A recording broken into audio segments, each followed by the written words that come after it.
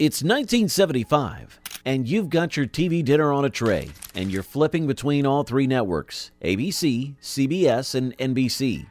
That was it, folks. No cable, no streaming, no second chances. If a show didn't grab viewers by episode 3, it was gone faster than you could say please stand by. Today, we're diving into 10 shows from the 70s that crashed and burned, some spectacularly, some quietly. A few deserve their fate, others might have been ahead of their time, and one or two were so bizarre, you'll wonder, what were the network executives smoking? These are all the forgotten misses, the shows that made you reach for the dial, and the TV memories that time forgot.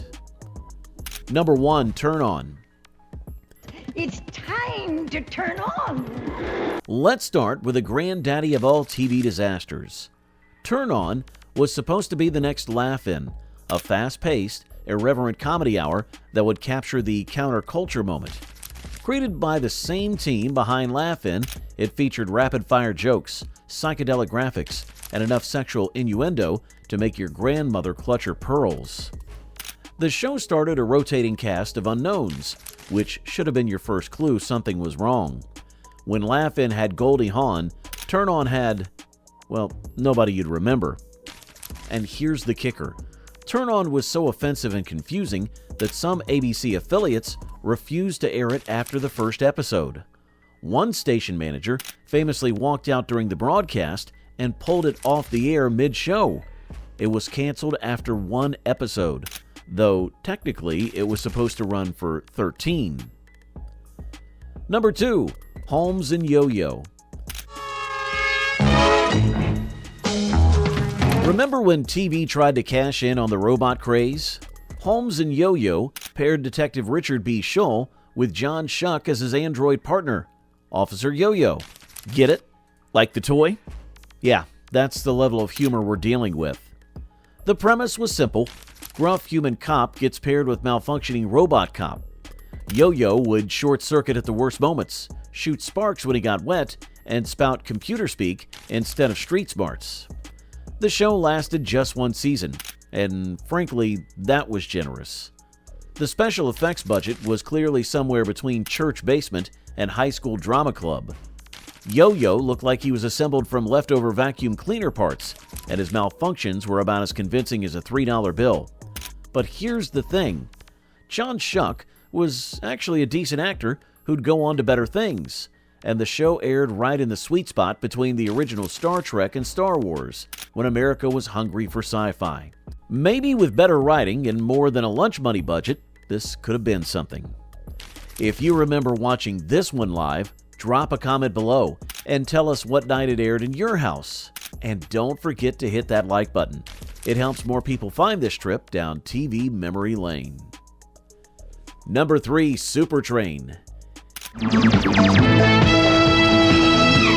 NBC spent $10 million, that's 1979 money mind you, on what they thought would be their answer to the Love Boat. Instead of a cruise ship, passengers would board a nuclear-powered luxury train traveling from New York to Los Angeles. Each week brought new guest stars, new romances, and new adventures on the rails. The train itself was supposed to be the star, a gleaming, futuristic marvel with a shopping center, gym, and even a swimming pool. The model train used for exterior shots was reportedly 8 feet long and cost more than most people's houses. So, what went wrong? Everything. The stories were bland, the guest stars looked embarrassed to be there, and the train, the whole selling point, looked faker than a cardboard cutout. Viewers could smell the desperation through their TV screens. Here's the controversial take. Supertrain wasn't actually the worst idea ever. The Love Boat formula worked, and trains were having a moment in the late 70s. But when you spend that much money and deliver something that looks like it was shot in somebody's basement, well, you deserve everything you get. Number 4, Me and the Chimp. CBS thought they'd struck gold with this one. Ted Bessel, fresh off That Girl, playing a dentist whose family adopts a chimpanzee. The chimp, named Buttons, would get into all sorts of suburban mischief while the family dealt with having a monkey in the house. The problem? Buttons the chimp upstaged everyone, including Bessel, who deserved better. The Chimp was the only one getting laughs, mainly because watching a monkey tear apart a 1970 suburban home was genuinely entertaining. But you can only watch so many scenes of a chimpanzee eating dinner with a fork before the novelty wears off. The show lasted just one season, 13 episodes.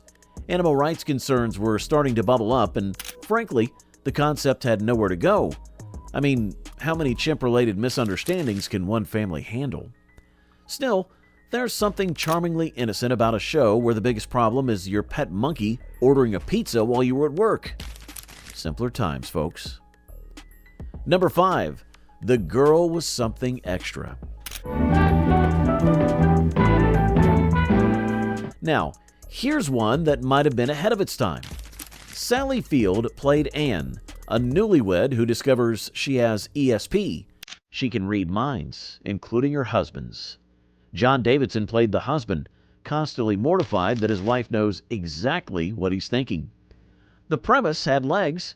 I mean, imagine being married to someone who knows your every thought. The comedy writes itself. Field was already America's sweetheart from The Flying Nun, and the show had that early 70s charm that made everything feel optimistic and groovy. So, why did it flop? Bad timing, mainly. It aired against some serious competition, and NBC didn't know how to market it. Was it a sitcom, a family show, a relationship comedy? The network seemed as confused as the viewers. Field herself has said she enjoyed the show more than The Flying Nun, and watching it now, you can see why. Her comedic timing was already sharp, and the ESP angle gave the writers chances to explore real relationship issues with a supernatural twist. Number 6. Mr. T and Tina.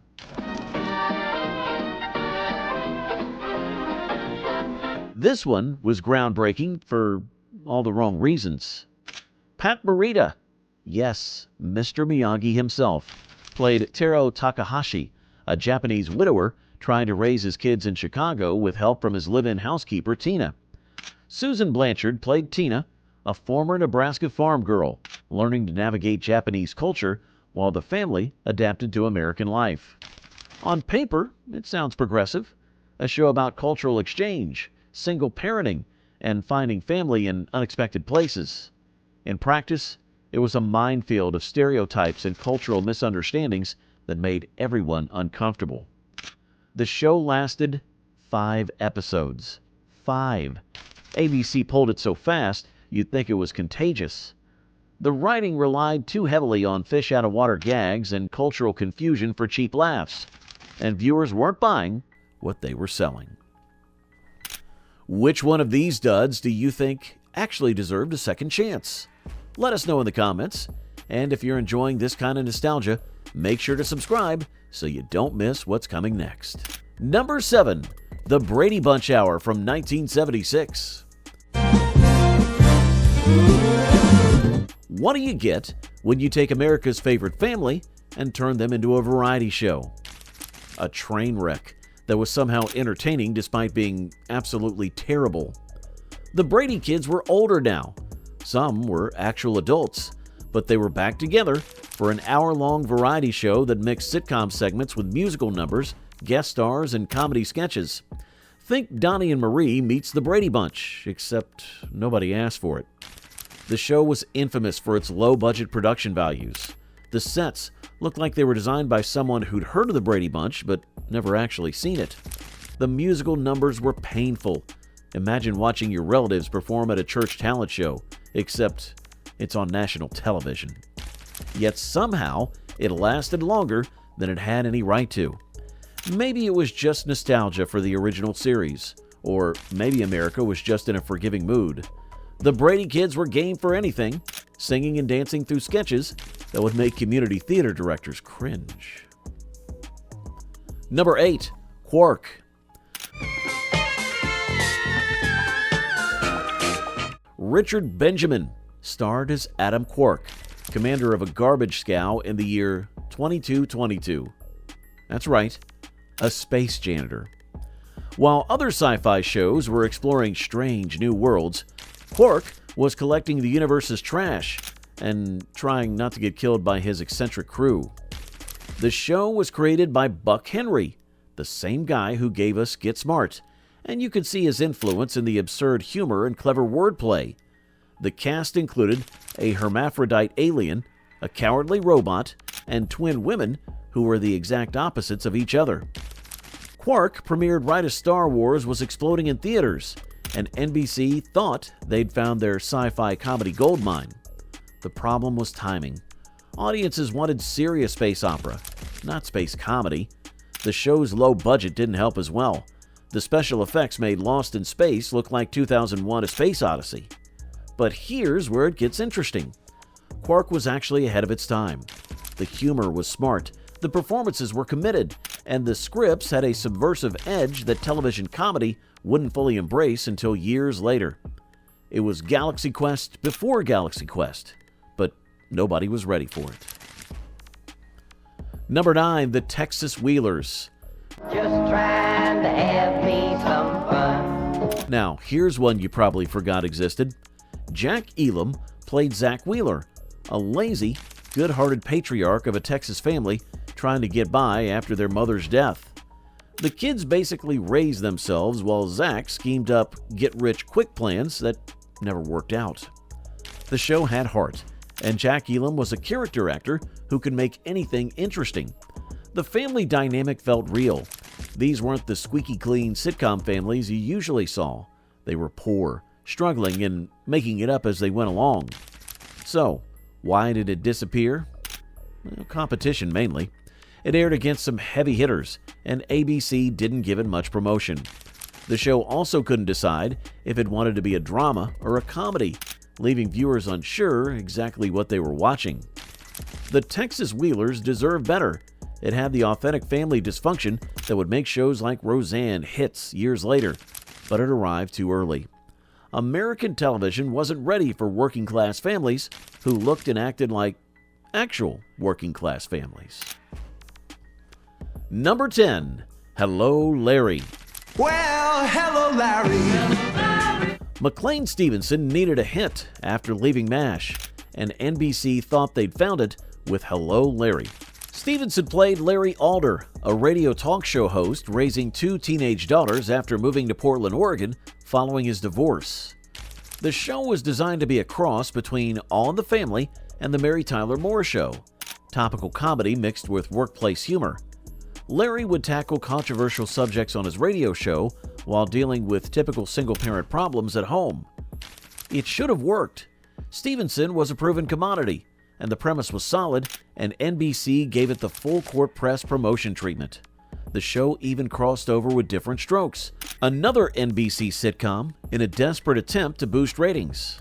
But Hello, Larry felt forced from the start.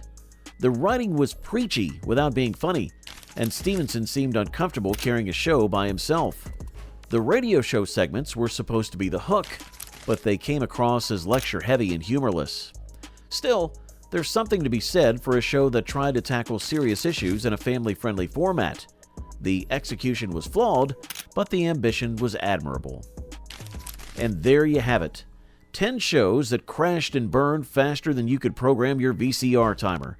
Looking back, it's amazing how quickly television moved in those days. No focus groups, no second chances, no streaming services to give shows a second life years later. Now, don't forget to hit that like button if this trip down memory lane brought back some memories. And subscribe for more nostalgia from the days when television was an adventure and every night brought something new, even if it was terrible. Thanks for joining us on this journey through TV's forgotten failures. We're the generation that remembers the flops as well as the hits, and that makes us pretty special. Until next time, keep those memories alive. Somebody's got to remember this stuff.